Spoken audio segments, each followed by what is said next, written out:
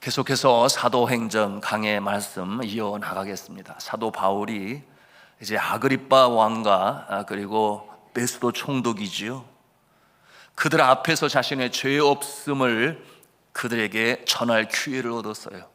그런데 저가 자신의 죄 없음으로 자신을 어필하려 하는 모습이 아니라, 오늘 말씀해 보니 그 기회를 타서 하나님께서 자신의 삶을 어떻게 변화시켰는가 하는 내용으로 복음을 전하고 있습니다.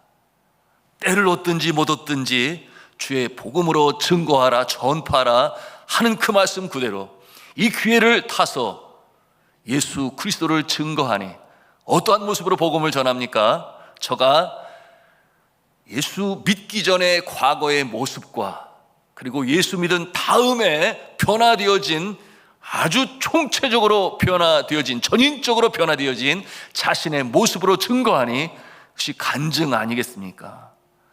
여러분, 이 간증은 복음을 증거할 때 굉장히 큰 힘을 발휘합니다.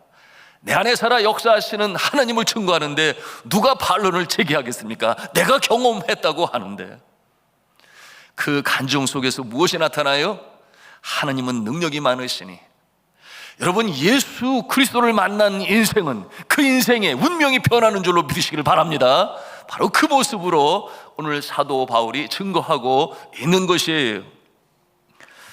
여러분, 이와 같은 모습 이 세상에 얼마나 많은지 몰라요. 예수를 믿고 운명이 바뀐 사람들, 다른 사람 볼 것이 아니라 제 자신이 그래요. 제가 예수를 믿음으로 말미암아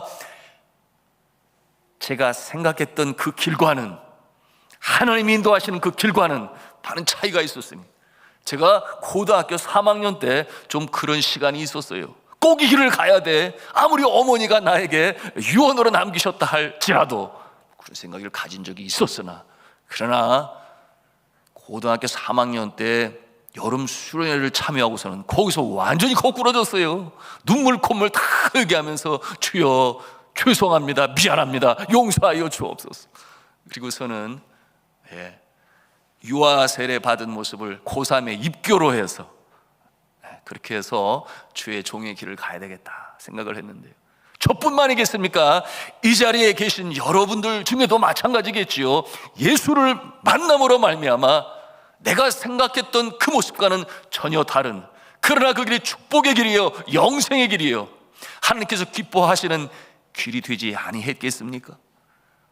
이처럼 복음에는 능력이 나타나고 예수 그리스도는 우리의 운명을 바꾸시는 위대하신 우리의 구세주가 되심을 믿으시기 바랍니다. 큰 스님이었다가 목사님이 된 분이 있어요. 여러분이 이 목사님의 간증을 어디서든 들으셨을 것 같은데, 김성화 목사님이신데요, 스님의 아들로 출생했으니 우리는 뱃속에서부터 예수님 기도소리, 찬송소리 들으면서 태어나면 모태신앙 그러는데, 이분은 반대로 아주 열심으로 이 불교 독실한 그 신도의 품으로부터 태어났어요. 그런데 똑똑해서 경북대학교 수학과를 졸업하고, 수학이 참 보통 머리가 좋지 않으면 대학원까지 수학으로 그렇게 공부를 했습니다. 그런가 하면 대한불교 정토종 포교 국장을 역임하고, 그런가 하면은 교육국장을 역임했어요. 그런데 이러한 사람이 어떻게 기독교인으로 변화가 될 수 있었을까? 여러분, 이것이 바로 복음의 능력이요, 이것이 바로 예수 그리스도께서 역사하시면 변화를 일으키시는 건데요, 그가 경북 울진의 이 산간 오지에서 승려 생활을 하던 중에, 여러분, 그 울진에 학교가 있었는데 너무나 오지니까 선생님들이 오려고 하지를 아니했대요. 그러니 그 마을 주민이, 이 분이 수학과 출신의 대학원까지 나온 승려이긴 하지만 그래서 제발 좀 학교에 와서 우리 자녀들 좀 가르쳐 주세요 부탁을 하니까, 그가 마지못해 청을 들어 승려이면서 선생님의 모습으로 그렇게 학생들을 가르치게 되었는데요, 어느 해 여름에 한 교회에서 그 학교 좀 수련회 장소로 좀 썼으면 좋겠다고 청을 하게 되니, 그래서 학교를 쓰라고 빌려주게 되었대요. 수련회가 진행되는 가운데 감사한 마음으로 밥을 차려서 먹잖아요.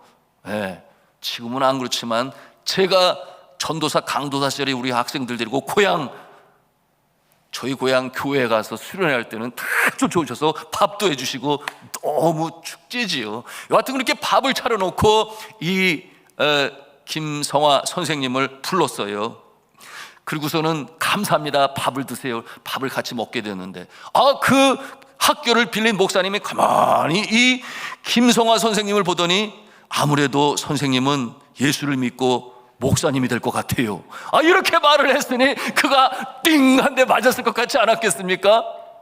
그래도 감정을 추스르고, 나는 어머니 뱃속에서부터 아주 그 부처를 섬기고 태어난 아주 골수, 저는 불교 신자입니다, 그렇게 얘기를 했어요. 그러더니 그 목사님이 보면서, 그래도 제가 개의치 않고 계속 기도를 하겠습니다, 이렇게 답을 하니까 이분이 부하가 나가지고 뭐라고 말을 했는가 하면, 그래요? 그러면 나도 당신이 목사직 내려놓고 중이 되도록 내가 부처님께 빌겠습니다, 이렇게 댓글을 했어요. 화가 얼마나 났으면 감정을 추스르지 못하고 결국 이렇게 했는데, 누가 이겼을까요? 네, 뭐 이미 답은 알고 제가 이 내용을 나누고 있는데요. 이 김성화 스님은 더 큰 스님이 되어서 나중에 어떤 비전을 가졌는가 하면 불교 대학을 세워야 되겠다, 그런 마음을 가지고 공부를 많이 했으니까 아무래도 교육적으로 그 생각하기를, 불교가 기독교에 눌리는 이유가 이 성장에 있어서 말입니다.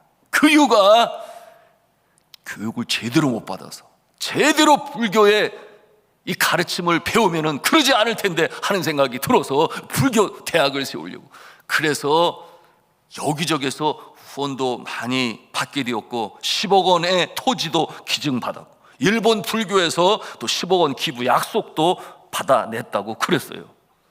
그런데 이러한 중요한 시점에서 교단 내부의 정치적 역학 관계의 악화로 인해서 김성화 씨는 그만 감옥에 갇히게 되었어요. 대학 설립은 수포가 되고 거금 시주를 약속한 한 기업의 회장도 부도가 나서 그만 또 감옥에 갇히게 되었습니다. 교도소에서의 이 김성화 씨의 생활은 염불, 참선, 불경 공부로 계속 일관되고 있었는데, 그 감옥에 이 도서 대출은 군 복무 중인 이 경비 교도대원이 맡아보고 있었는데, 어느 날이었어요. 대출 신청을 한 이 불경책은 가져오지 않고 이 경비대원이 뭘 가져왔나 보니까 기도원 협회에서 나온 신약 성경을 가지고 왔어요. 그래서 뿔이 나가지고 화가 나가지고, 아니 내가 신청한 책은 안 갖다 주고 왜 이 성경책을 갖다 주냐고. 그랬더니 그 경비대원이 말하기를, 제가 이제 내일이면 제대를 하는데 제가 이 성경책을 갖다 준 것은 이 땅에 수억이나 되는 사람이 기독교의 진리를 믿고 예수를 믿게 되었으니 이 성경 말씀에도 진리가 담겨져 있으니 한번 보세요. 왜 그렇게 말했겠어요? 자신이 기독교인이니까, 전도하는 마음. 그렇게 전한 주니 뿔이 났는데, 한편으로는 생각이, 참 대단하다, 우리 불교 신자에 비해서 이 기독교 신자들 참 지독하리만큼 전도를 하는구나, 그런 면이 한편으로 부럽다고 그랬어요. 그래, 읽을 거리가 없으니 그 신약 성경책을 읽게 되었는데, 감탄을 하면서 빠져들기 시작하는데, 그렇게 자신이 끌어안고 고민하며 득도를 통해서 깨닫기를 원했던 인간의 이 생로병사와 어디에서 와서 어떻게 살며 어디로 가는지 죽음 저편의 세상까지도 너무나 명료하게 가르쳐주고 있는 그 말씀에 그만 고꾸라지고 말았어요. 그래서 그 말씀 속에서 감동을 받고, 누가 역사했겠습니까? 예수 그리스도께서, 성령께서 역사하시니 그 같은 상황이었는데, 한 번은 수요 예배에 참석하게 되었는데 찬송 소리를 들으면서 말씀을 듣는 가운데 얼마나 마음에 감동이 임하든지 눈물로 콧물로 지나온 날들의 모습을 회개하면서 예수님을 구세주로 영접하게 되었답니다. 그리고 나서 신학대학원에 가서 공부를 하고 주의 종의 길을 걸어 교회 개척을 시작하게 되었으니, 여러분, 이 복음에는 능력이 있는 줄로 믿으시길 바랍니다. 사람의 운명을 바꾸는 거예요. 인생을 완전히 새롭게 만드는 그와 같은 복음의 능력. 오늘 이 사도 바울은 이와 같은 기회를 틈타서 이처럼 복음으로 증거하는 것입니다. 자, 이 복음이 바울을 어떻게 바꾸셨는가 우리가 함께 마지막 절로 읽었는데요, 18절 말씀 다시 한번 같이 읽도록 하겠습니다. 시작. 그 눈을 뜨게 하여 어둠에서 빛으로, 사단의 권세에서 하나님께로 돌아오게 하고, 죄사함과 나를 믿어 거룩하게 된 무리 가운데서 기업을 얻게 하리라 하더이다. 아멘.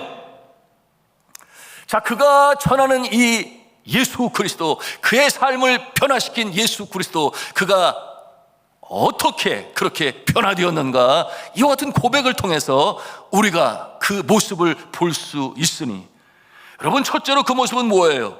그 눈을 뜨게 하여 라고 말씀하고 있어요. 그 눈을 뜨게 하여. 여러분이 복음이라 하는 것은 보아야 할 것을 보게 하는, 우리의 영적인 이 눈이 뜨게 하는 놀라운 역사가 나타나는 줄로 믿으시길 바랍니다. 영안이 열린다, 이런 말을 사용하는데요, 여러분이 영적인 안목, spiritual insight라는 말을 사용하죠.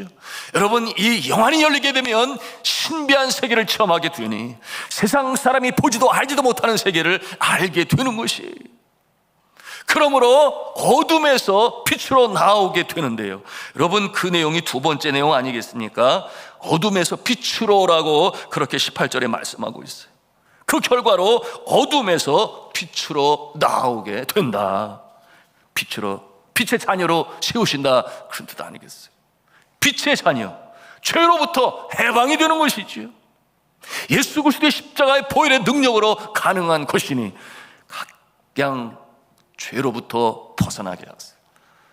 끈질긴 죄악의 고리, 이 사슬로부터 끊어내시는 이 복음의 능력이 있으니 여러 중독들로부터 해방시켜 주십니다. 도박 중독으로부터, 약물 중독으로부터, 카페인과 니코틴 중독으로부터, TV 중독, 게임 중독, 그런가 하면 성 중독, 모든 이 습관적인 죄로부터 그 실사슬을 끊고 해방되어 경건한 자의 모습으로 살게 하시니, 내가 온 것은 화평을 주러 온 것이 아니라 검을 주러 왔다. 주의 제자의 모습으로 살아가게 될 때에 방해되는 모든 요소들을 잘라내게 하시는, 절단케 하시는 능력이 바로 복음을 통해서 나타나는 줄로 믿으시길 바랍니다. 그런가 하면은 세 번째로 뭐라고 그랬어요? 사단의 권세에서 벗어나 하나님께 돌아오게 하고. 무슨 말씀이에요? 이 사람의 영적인 정체성을 바꾸신다. 우리가 이 세상을 살아가게 되면은 믿지 아니하는 사람과 다를 바가 없어요. 똑같이 두 발을 땅에 딛고, 그리고 생로병사의 단계를 거치는 모습도 같고, 여러분, 너무나 흡사한 그 모습이지만, 그러나 우리 믿음의 사람들은 우리의 정체성이 이 땅에 있는 것이 아니라 저 하늘나라, 하나님의 나라, 천국에 있는 줄로 믿으시길 바랍니다. 천국 백성으로 살아가는 것이. 그러니 우리는 하나는 대한민국 여건, 또 하나는 천국 여건, 이 두 개의 여건을 가지고 있는 존재. 여러분, 이와 같은 모습으로 살게 되니 우리는 죽음이 두렵지 아니해요. 여러분, 우리가 죽음이 닥쳐온다 할지라도 우리가 참으로 감사한 것은 우리가 죽은 다음에 천국으로 가는 것으로, 물론 그것도 너무나 감사하고 기뻐하죠. 영생 복락이 기다리고 있으니. 그러나 중요한 것은 이 땅에 예수 그리스도를 믿는 그 순간부터 우리의 심령에는 새 사람이 되어, 그렇죠? 영적으로 새 생명을 입어 이 천국으로 향하는 이 자락을 밟고 한 걸음 한 걸음 전진해 나가는 천국 백성인 줄로 믿으시길 바랍니다. 그러므로 죽음이라고 하는 것은 그저 문을 열고 들어가는 우리의 영혼의 본향 하늘나라로 입성하는 것이니, 여러분, 우리 인생이 얼마나 짧아요. 여러분, 나이가 먹어갈수록 가속도가 붙는다고 그래요. 물론 저도 이미 꺾여진 나이니까 세월이 얼마나 빠르게 흘러가는지. 여러분, 인생은 참으로 짧습니다. 그런데 우리가 죽음이 닥쳐올 때에 누구나 다 감지할 수 있어요. 그러나 그때에 두려워하지 아니하고 나는 이제 천국으로 가는 자락을 밟고 가고 있다, 이와 같은 마음으로 가게 되니 여러분, 믿는 자의 그 심령 가운데는 세상이 갖지도 알지도 못하는 하늘의 평강이 그 마음을 채우는 줄로 믿습니다.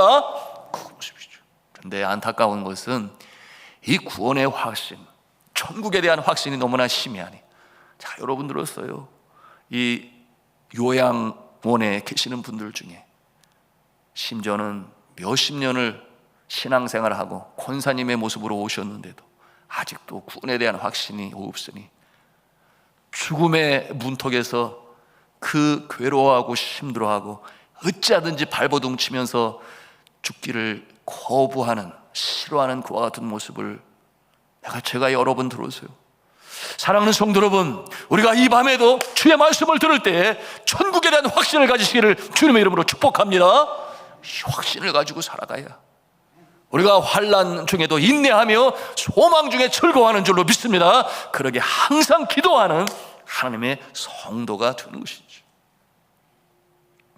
마지막 네 번째로 뭐라고 그랬어요? 죄의 용서함과 예수를 믿어 거룩하게 된 백성들의 반열에 세우신다. 기업을 얻게 하기 위함이라 그렇게 오늘 말씀하고 있습니다. 여러분, 이 기업이 뭐겠습니까? 구약 성경에는 기업은 곧 땅으로 묘사가 되어집니다. 땅을, 자손을 기업으로. 신약 시대에 와서 이 영원한 기업은 무엇을 상징하는가? 영원한 생명을 소유하게 되어 저 하늘나라 천국 백성으로 살게 되니, 여러분이 이 땅에서 여러분들이 몇 평에 사는지 저는 잘 모르지만 저 하늘나라에는 하나님께서 기업으로 만드신, 과연 몇 평이나 될까? 하나님께서 만드신 맨션이 있는 줄로 믿으시기를 바랍니다.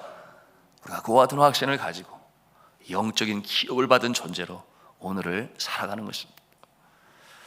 저는 이런 생각할 때마다 참 감사해요. 예수님을 일찍 믿어서 너무나 감사하다, 그런 생각을 가져요. 물론 모태신앙으로 태어났습니다만 제가 예수님을 나의 구세주로 영접하게 된 것은, 제가 간증으로도 말씀을 드렸어요. 중학교 1학년 때 미션 스쿨이니까.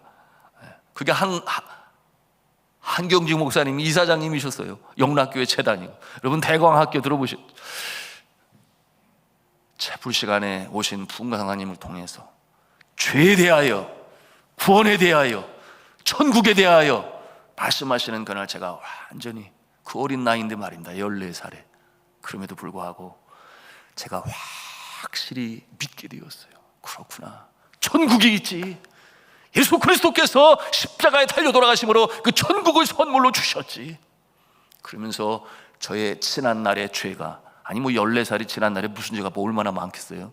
그럼에도 불구하고 죄를 회개하기 시작하니 30분이 넘도록 눈물로 주님 앞에 회개했는데요. 그 이후로 저는 이 천국에 대한 확신, 나의 어머니, 내가 11살에 돌아가셨지만 저 하늘나라에 가면 다시 만날 수 있을 거야, 그 확신을 가지고 그 다음서부터는 다시 울지 않고 그날을 바라보며 살기로 제가 하나님 앞에 약속을 했었습니다. 여러분, 이 은혜와 축복 우리 모두에게 주어졌기 때문에 여러분이 환난이 닥쳐와도 우리의 근본 마음 자체를 흔들지는 못해요. 그렇잖아요. 더위가 오면 더워요. 똑같이 더위를 느껴요. 그러나 우리의 심령, 내 영혼에 주시는 그 만족과 기쁨은 아무도 흔들 자가 없으니 여러분, 그 화평과 평강을 가지고 어려운 때를 이겨나가는 것입니다. 여러분이 그와 같은 축복자가 되시기를 주님의 이름으로 축복합니다. 자, 바울이 이렇게 복음을 전했어요. 베스도 총독과 아그리빠 왕에게. 그런데 그들의 반응이 어떠했어요? 긍정적이지 못했습니다. 총독 베스도는 이러한 바울을 뭐라고 불렀냐? 광인이라고 불렀어요. 광인. 미친 거 아니냐? 24절에 있는 말씀이죠. 너의 많은 학문이 너를 미치게 하였다, 그렇게 말을 했어요. 함께 있었던 아그리빠 왕은 또 뭐라고 말을 합니까? 네가 적은 말로 나를 그리스도인이 되게 하려는 도다. 받아들이려고 하질 않아요. 뒤로 물러섰어요. 베스도 총독의 이 비난에는 여러분 당시의 영적 정황이 담겨져 있으니 그 당시에 로마의 이 관원들은 다 비슷한 생각을 가지고 있었어요. 뭐냐 하면 수많은 족속들이 자신들의 신을 믿고 그와 같은 신관에 비도덕적이고 그리고 이 사회의 질서를 이뤄감에 있어서 오히려 역행하는 그와 같은 모습들을 많이 보게 되니 여러분, 많은 사람들이 피해를 입었어요. 그리고 그것이 로마 이 정부가 자신들의 나라를 이뤄감에 있어서 거꾸로 역행하는 모습이 되니 아예 이 종교에 대해서는 부정적인 생각을 가지고 있었던 모습이 바로 이 예수님 당시에, 특별히 네로 황제 당시에 이 로마 관원들의 세계관이었습니다. 종교관이었습니다. 그러므로 이 트렌티우스라고 하는 이 철학자는 뭐라고 말했는가? 무엇보다도 나쁜 일은 신이 하는 것을 신으로 믿는 일이다. 이와 같은 내용으로 여러분, 저들의 정신적 기저 속에는 그저 헬레니즘, 로마 세계의 정신적 기조 바탕을 마련한 헬레니즘만 알고 있었으니 하이 주피터, 제우스 신을 섬기는, 12신을 섬기는 그와 같은 모습이었던 것입니다. 여러분, 오늘날에도 이 종교, 다시 말하면 이 광신 또는 신비주의에 빠졌어. 그렇죠? 모든 소유를 다 갖다 바치고 가정과 사회를 버리고 잘못된 신앙에 빠져있는 그런 모습들을 우리가 종종 대해요. 이로 인해서 정말 제대로 신앙생활 하는 사람들까지도 색안경을 끼고 바라보는 그 피해자가 되는 모습 우리가 보지 않아요.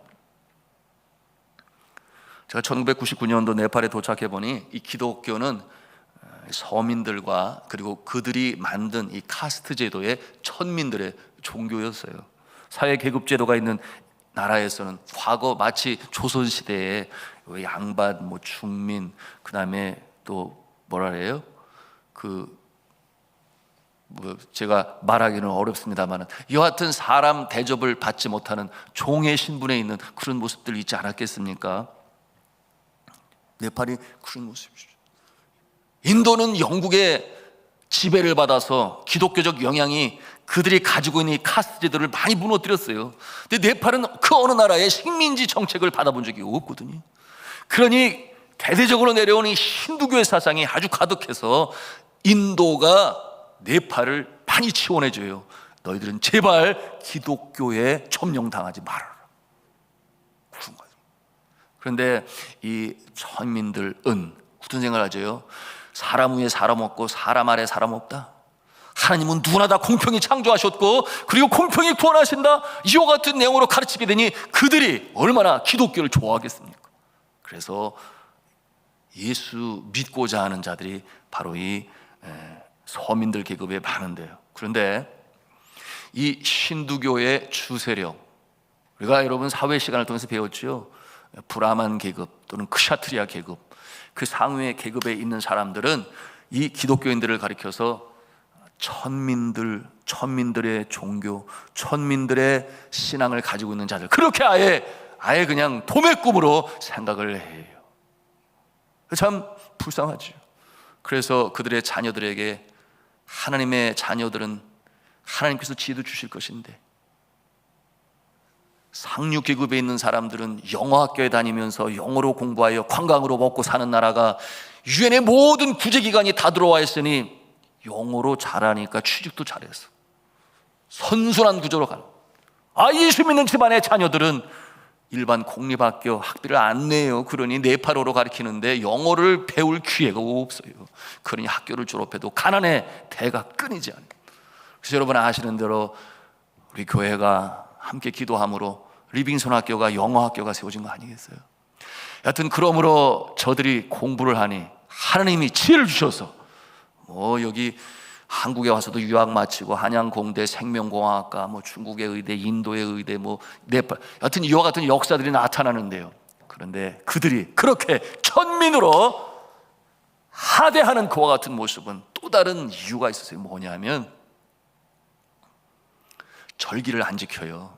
힌두교 절기라고. 힌두교 절기, 종교 축제, 1년에 얼마나 많은 날들이 종교 축제인지 몰라요. 그런데 이 힌두교 종교의 축제는 이마에 빨간색 이렇게 띠까라고 그러는데 여러분 아실 거예요. 이렇게 이마에 칠. 그 다음에는 머리 위에다가 꽃을 뿌리고 쌀을 뿌리고 축복의 상징으로 그런가 하면은 금자나라고 노란 이 꽃을 이 목걸이를 해서 축제 날에는 개 날도 있어요. 개 목에다도 걸어주고 그날은 밥을 해서 개들을 섬겨요. 왜냐하면 여머라저라고 하는 염라대왕의 문지기가 개래요. 잘 보여야지. 염라대왕 앞에 줄 서서 심판을 받아야 되는데 극락으로 갈지 윤회를 사서 태어날지 그러는데 너무 오래 줄 서 있으면 힘드니까 문지기가 이렇게 바꿔준대요. 그래서 잘 세상에 새 날도 있어요. 어떤 새를 섬기냐? 까마귀를 섬겨요. 까마귀는 염라대왕의 전령이래요. 죽음의 소식을 가져오는. 뭔가 비슷하죠? 그것이 바로 우리나라까지 온 거지요. 여하튼 그와 같은 모습인데 이 축제 날에 기독교인들은 그 절기에 참여하지를 않는데 그러다 보니까 이런 날들도 있잖아요. 어머니 날, 아버지 날, 형제를 사랑하는 그와 같은 날도 있어요. 띠아르라고 하는 날에 형제끼리 서로 축복하고 서로 띠가를 서로 찍어주고 사랑하고 어머니 날에는 찾아가서 좋은 옷으로 선물로 드리고 그런데 기독교에서는 그 행하는 행위의 모습이 아까 말씀드린 것처럼 이렇게 제의를 행하게 되니 아예 안 지키는 거예요. 그러니 그들의 눈으로 볼 때는 뭐예요? 아이고 참 할 수 없구만 할 수 없어. 그 뭐예요? 과거에 우리나라도 그러지 않았나요? 조상도 모르는 그런 종교라고. 그래서 야 이것은 아닌데 복음을 전하는데 걸림돌이 된다면 그러면 안 되는데 제가 그래서 네팔에 신학교를 설립을 하고 또 배출되어진 학생들이 교회를 세우게 되니 그래서 인도 선교사들, 네팔 교회 지도자 그리고 저와 함께하는 한국 선교사들이 장로교회를 세우게 되지 않았겠어요. 근데 이 장로교회 이 총회를 하고 모임을 가질 때마다 제가 그런 제안을 했어요. 어버이날도 우리가 지켜야 됩니다. 그러니 이 힌두교에서 어머니 날, 아버지 날 따로 어머니 날에 한 주 전 주일에 우리는 어머니 날로 해서 그래서 어버이 공경하는 그와 같은 모습으로 섬기고 왜? 성경에도 네 부모를 공경하라. 그러면 이 땅에서 잘되고 장수하리라 분명히 말씀으로 주셨으니 우리가 이와 같은 일은 해야 그들이 우리를 우습게 안 봐요. 성경이 가르치는 바인데. 그래서 이 어머니 날이 정해지고 그 신학교를 졸업한 장로교단의 교회들이 지키게 되었으니 잘한 거죠. 잘한 거예요. 그리고 이 자녀가 없는 교회 어르신들에게는 교회에서 선물과 꽃다발을 주면서 그날을 지키게 되었는데요. 제가 이런 말씀을 왜 합니까? 로마 시대에 종교에 대한 편견이 있었다. 그러나 문화를 개혁하고 주도하고 병든 세상을 치유하는 능력이 어디에 있는가? 복음에 있는 줄로 믿으시기를 바랍니다. 십자가의 복음으로 변혁되어질 세상. 이와 같은 모습은 질서요, 상식적이요. 그렇지요? 과학을 무시하는 것이 아니라 과학을 통하여 하나님의 창조의 법칙을 발견해 나가는 것이니 우리가 교회가 그런 역할을 감당해야 합니다. 베스도와 이 아그리빠가 바울의 이 전도에 응하지 않는 그와 같은 또 다른 이유가 있었는데 그것은 복음의 본질을 믿지 아니했어요. 뭐라고 그랬어요? 바울아, 내 많은 학문이 너를 미치게 한다. 내 많은 학문이. 바울이 똑똑하잖아요. 가말리알의 문화생으로 구약 성경 전체 토라 모든 율법을 다 꿰고 있습니다. 또 로마 시민권자이며 또 헬라어에 능통하고 이와 같은 모습으로 인하여 내가 많은 학문이 너를 미치게 하였다. 바울의 학문적 소양을 높이 평가하였으나 그러나 이성과 학문으로만 복음을 해석하려고 하니 여러분 그와 같은 마음에 예수님이 그 마음에 구세주로 들어가야 되는데 여전히 그 닫힌 문을 열지를 못하는 것입니다. 성도 여러분, 이처럼 세상적인 학문과 지식의 안목으로 우리가 이 깊은 영적인 진리를 깨달아 알 수가 없으니 영안이 열려 예수 그리스도께서 사도 사울이었을 때 다메섹 도상에서 비늘 같은 것이 가려져 그의 눈이 보이지 않게 되었다. 그러나 그 눈이 비늘이 벗어져 보게 되었으니 그때로부터 새로운 신령한 영적 세계를 볼 수 있는, 그러므로 영적 진리를 깨달아 알아갈 수 있는 그 능력을 하나님께서 주신 것입니다. 여러분, 이와 같은 능력이 우리에게 이미 주어졌으니 성령 충만할 때에 우리의 영적인 분별력도 하나님께서 허락하시는 줄로 믿으시길 바랍니다. 또 하나 이유가 있어요. 그것은 뭐냐면 영적인 두려움이 있었어요. 24절에 보니까 뭐라 그랬어요? 베스도가 크게 소리하여. 왜 갑자기 소리를 질렀습니까? 그가 복음을 듣게 되니 그 마음에 양심의 갈등과 찔림과 아픔이 있는 거예요.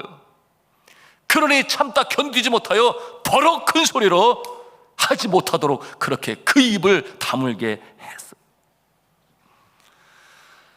성도 여러분, 우리가 알아야 됩니다. 사람은 누구에게나 영혼을 사모하는 마음이 주어졌어요. 이것이 희미한 하나님께서 여전히 남겨두신 이 종교의 씨앗이라는 말로도 표현이 되는데, 희미한 등불처럼 여전히 심령 가운데 있으니, 여러분, 전도서 3장 11절의 말씀에 이와 같은 말씀이 있어요. 전도서 3장 11절 말씀, 함께 읽겠습니다. 시작. 하나님이 모든 것을 지으시되 때를 따라 아름답게 하셨고 또 사람들에게는 영혼을 사모하는 마음을 주셨느니라. 그러나 하나님이 하시는 일의 시종을 사람으로 측량할 수 없게 하셨도다. 뭐라고 그랬어요? 영혼을 사모하는 마음을 주셨다? 아무도 부인할 길이 없어요. 그런가 하면은 로마서 1장 19절에 말씀하지 않습니까? 또 같이 읽습니다. 시작. 이는 하나님을 알만한 것이 그들 속에 보임이라. 하나님께서 이를 그들에게 보이셨느니라. 하나님을 알만한 것을 그들에게 보여주셨다. 자연을 통해서도 우리가 알 수 있어요. 일반 은총으로 안다 그래요. 그러나 희미하게 아는 것이니, 정확하게 이 창조주의 실체를 알고 구세주를 알려면 일반 은총이 아닌 특별 은총이 필요한데, 그것은 바로 우리에게 묵시로 계시로 주신 하나님의 말씀을 통하여 우리가 그 실체를 보게 되는 줄로 믿으시기를 바랍니다. 성경의 말씀을 통해서 우리가 그 모습을 보게 되는 것입니다. 여러분, 그래서 이 타락한 인생이라고들 해서 하나님의 진리에 대해서 완전히 무관심하냐? 그렇지 않아요. 장례식장에서 얼마나 믿지 않는 사람들도 눈을 똑바로 뜨고, 제가 그 장례 설교할 때 듣는지 몰라요.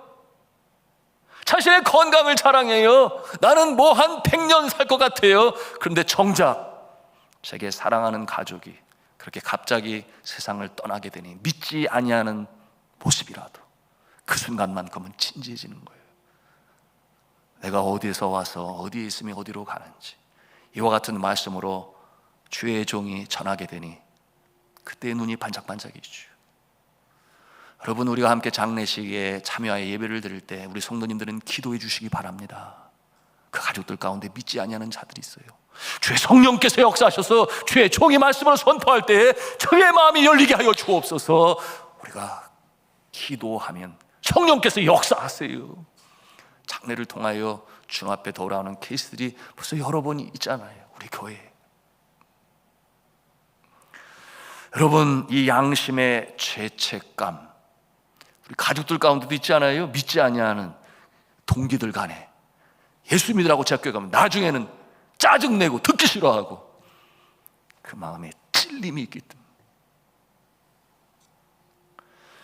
이와 같은 모습을 우리는 어디서 봅니까? 베드로가 복음으로 증거할 때 하루에 3,000명씩 그 마음에 찔려 우리가 어찌할꼬 회개하고 돌아오는 역사가 나타나게 되니, 여러분, 이 복음은 평강만 주시는 것이 아니에요. 먼저 죄에 대하여 책망하시는 능력의 역사가 나타나고, 그러나 그 죄를 용서하시는 예수 그리스도의 보혈로 말미암아 새 생명으로 태어나게 되는 놀라운 능력의 역사가 있으니, 여러분, 이 복음의 능력은 찌른다, 죄를 찌른다, 책망한다 하는 그와 같은 모습을 오늘 이 말씀을 통해서 우리가 보고 있습니다. 자, 마지막으로 우리가 질문하고 싶은 것이 있는데요. 그러면 이처럼 아그리빠 왕이나 베스도 총독처럼 소위 고관 대작이라고 하는 높은 위치에 있는 사람에게 오늘 바울이 복음을 전할 때에 효과가 없으니 이거 너무 힘든 거 아니냐? 뭐 이렇게 생각할 수 있는데요.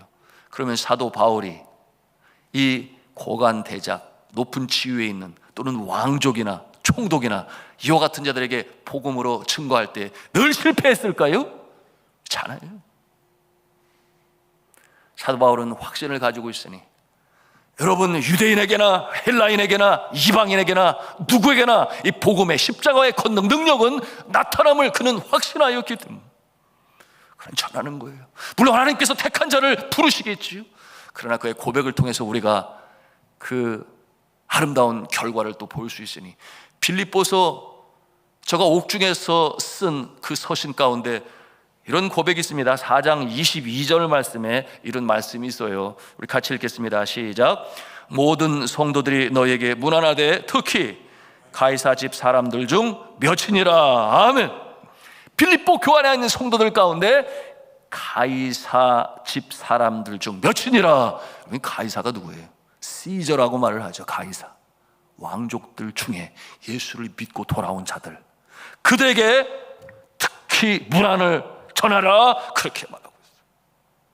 그런가 하면은 또한 감옥에 있을 때에 이 로마 전도의 결과를 보여주는 말씀이 있으니 그것도 빌립보서 1장 13절에 있는 말씀이에요. 또 같이 읽습니다. 시작. 이러므로 나의 매임이 그리스도 안에서 모든 시위대안과 그 밖에 모든 사람에게 나타났으니, 나의 매임이 그리스도 안에서 뭐라고 했어요? 온 시위대안과 기타 모든 사람에게 나타났어요. 여러분, 그가 갇혀있는 감옥에서 그처럼 복음으로 증거하니 아무도 막을 자가 없다. 사도행전의 마지막 절에 우리가 그 모습을 보게 되니 하나님의 나라가 더욱 확장되어져 나갔다. 여러분, 우리가 어떠한 상황에 처해든지, 그렇죠? 때를 얻든지 못 얻든지 뿐만 아니라 그 대상이 고관 대작이든지 아니면은 정말 삶이 어렵고 고단한 자인든지 할 것 없이 복음으로 증거해야 합니다. 내가 하는 것이 아니요 내 안에 역사하시는 성령께서 마땅히 할 말을 하게 하시고, 하나님께서는 택하신 자를 우리의 발걸음을 통하여 전하는 자가 없이 어찌 들으리요 하였으니, 우리에게 그 사명이 있는 줄 높이 드시고 복음을 전하는 일에 쓰임 받으시는 저와 여러분 되시기를 주님의 이름으로 축복합니다. 우리가 그러지 않아요. 우리가 이 땅에 복음으로 들어올 때 선교사의 태평양을 건너 40일간의 그 오랜 교환의 항해를 거쳐서 일본을 통해 한국 인천으로, 그런가 하면은 중국을 통해서 복음이 이 땅 가난과 무지와 질병으로 신음하던 그때에 다시금 새 소망으로 살리고, 또 우리는 주의 종을 통하여 또는 가족 또는 모태신앙으로 복음이 우리에게 그렇게 왔으니 우리의 인생이 주님 안에 변화된 모습으로 살아가니, 이와 같은 하나님의 은혜에 감사하시면서 나도 일에 쓰임받는 사랑의 빛을 갚으시는 저 여러분 다 되시길 주님의 이름으로 축원합니다.